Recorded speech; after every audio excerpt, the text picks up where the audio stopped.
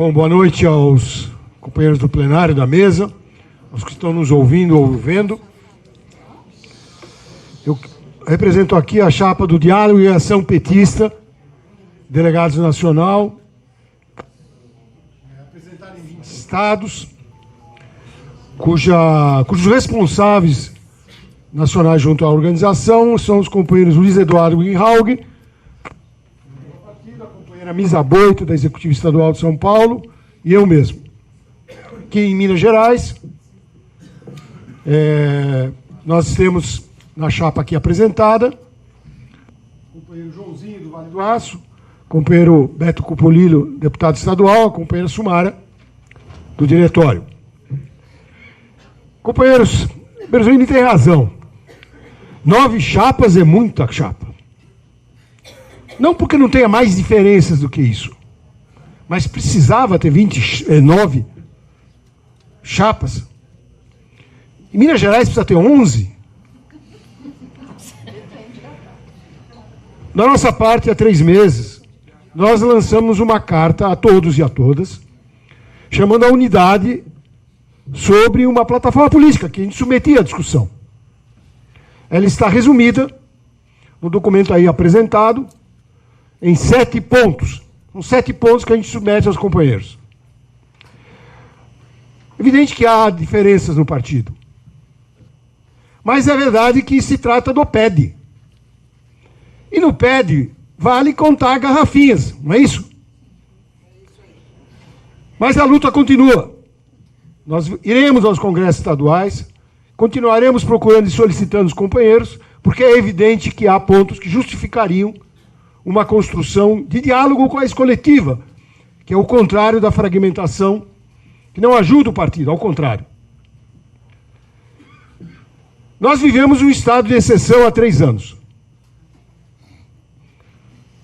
Temos o Congresso mais reacionário da história recente, um judiciário dirigido pelo Departamento de Justiça dos Estados Unidos da América e um presidente que já foi largamente aqui descrito, os quais, as 3 instituições, mantêm o Lula preso. Ao mesmo tempo, nós assistimos ao longo do semestre centenas de cidades se mobilizando em ondas sucessivas. Essa energia é fundamental para a gente apreciar a situação. Há uma disposição para virar o jogo. Companheiros, a situação mundial é difícil. Em vários países há explosões sociais. Como houve na França, os conhecidos coletes amarelos. E naquele caso, fora das organizações tradicionais, que, diga-se de passagem, não tem um currículo recente muito brilhante sobre a austeridade com que se comprometeram.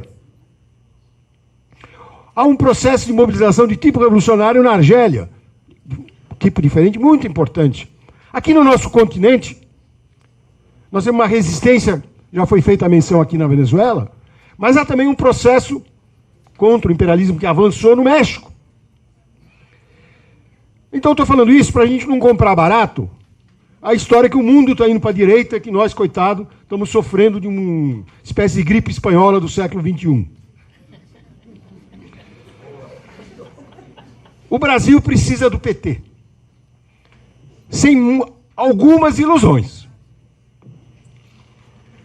Tudo bem, eu não vou fazer a lista do legado, todo mundo conhece, a gente o defende.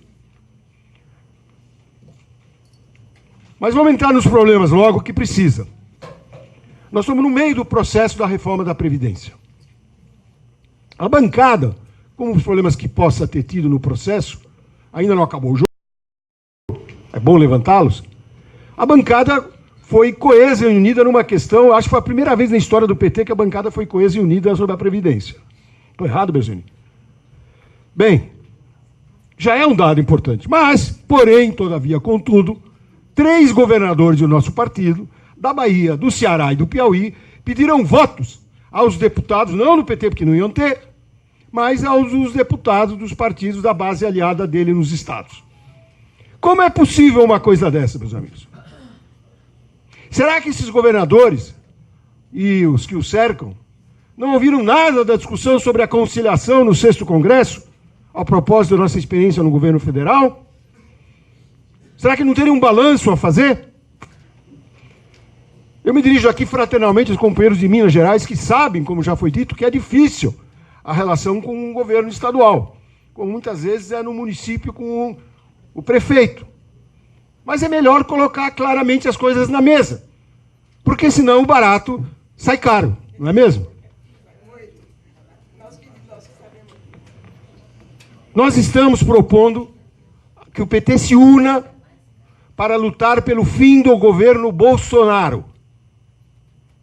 Essa é a nossa ambição política, a partir de uma apreensão da realidade. O impeachment, desculpa, eu não vou mexer uma palha para entregar para o Mourão. Isso é enganar o povo. Eu não confio e proponho que o partido não confie em ninguém da cúpula militar, selecionada na brutal ocupação do Haiti e educada internamente nas garantias de lei e ordem, onde eles atiram, como as PMs, nos pretos, nos brancos, pobres e na juventude. 80 tiros no Rio de Janeiro recentemente.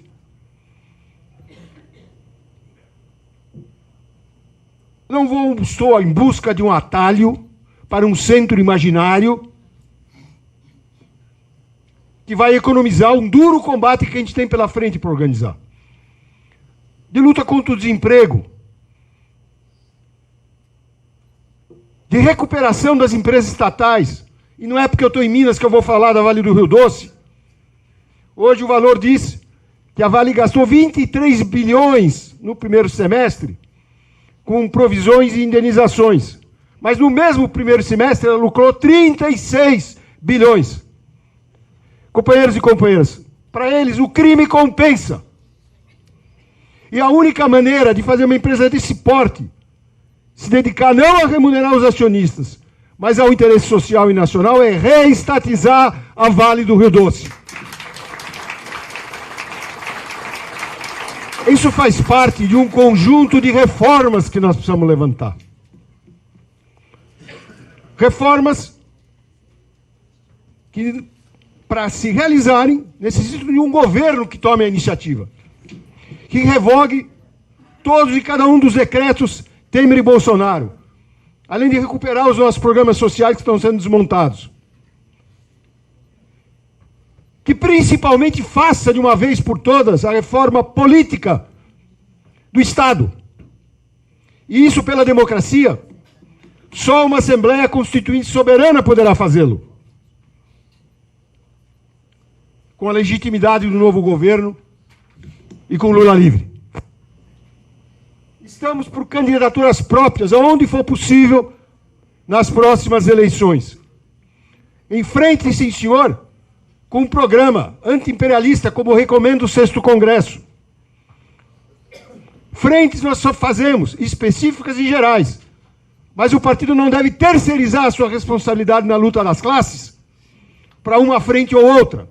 Ele tem um papel, se ele quiser ser protagônico na transformação. Estamos por reformar a estrutura do partido, sim. E no tempo eu tenho aqui para destacar uma maneira prática de combater a federação de mandatos, dessa forma dominante. Por que o PT não estrutura nacionalmente a juventude como organização autônoma, com orçamento e direção em todos os níveis, ao invés de pulverizar os jovens em cotas pelos diretórios, desfeitos de sujeito político, muitas vezes pela mão de um parlamentar amigo? Por quê? Porque a federação de mandatos tem um peso, e com todo o respeito aos parlamentares, nós precisamos dos parlamentares, nós precisamos de um partido. Até para que tenha o futuro, a nossa atuação no parlamento, futuro como a gente quis no manifesto que fundou esse partido. Eu queria terminar com 2 frases curtas. A primeira, essa semana o Bolsonaro ultrapassou todos os limites ao ofender a memória de um desaparecido político, Fernando Santa Cruz. Eu queria me dirigir fraternalmente aos companheiros. Fernando Santa Cruz, presente. E, em segundo lugar, porque é concreto, com todo respeito aos companheiros que põem Lula livre no nome da chapa, não é o PED que vai tirar o Lula da cadeia, mas ele pode ajudar. Nós podemos transformar o dia 8 de agosto de setembro, numa grande mobilização nacional de todos nós, nos locais de votação ao redor, indo e voltando, como formigas no Brasil, haverão centenas de milhares pelo Lula livre. Muito obrigado, companheiros.